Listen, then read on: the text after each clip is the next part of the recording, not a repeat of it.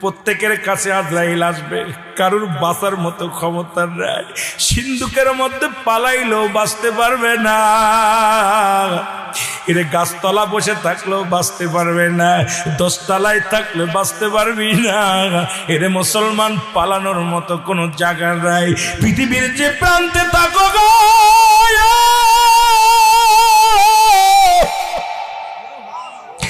আজরাইল তোমার খুঁজে বাইর করবে, শুধু হুকুমতে দেরি।